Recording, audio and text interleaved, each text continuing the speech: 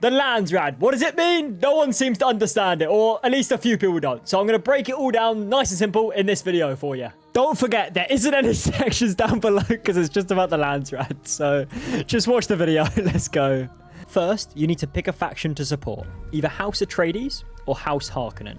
To support your faction, you will need to earn votes. To earn votes, you will need to complete certain objectives each week. Here are some of the examples that Joel mentioned in an interview he did about it.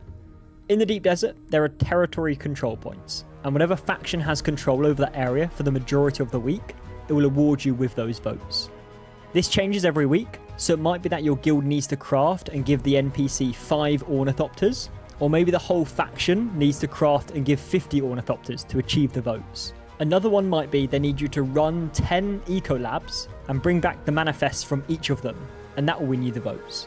Another one is deliver a certain number of maps from the Deep Desert, so you'd have to map out the area using the survey probes, which obviously, like I said in another video, does take quite a little while to map out. The whole Deep Desert takes around 6 hours. So they might get you to select certain areas and they want those mapped out, and the first faction that does that will be awarded with the votes.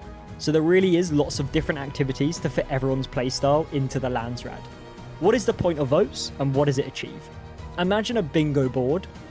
I'll put a picture on screen to kind of give you an idea of what it will be like, with different squares. Each of these are an activity like the ones I just mentioned. You want to get a row of these complete to win. You can also see what activities have been done for the other faction. So if House Harkonnen have done 4 in a row and they need the 5th to win, everyone on House Atreides needs to drop everything and try and complete that square to block them from winning. What does winning mean for the week? This means you can set a server rule for the week, which applies to the entire world across all groups. Here's 2 examples of server rules that could be put in place. So everyone in your faction on all servers in that world has 25% reduced crafting costs, or for 1 week, the right of salvage is everyone can loot everyone from everybody in the Deep Desert. So that's going full kind of hardcore survival-esque PvP style. So after breaking it all down, the Landsraad is a faction competition, which is a driver for the endgame. So it will reset every week like the Deep Desert to keep the game interesting and never feel like you have fully completed the game.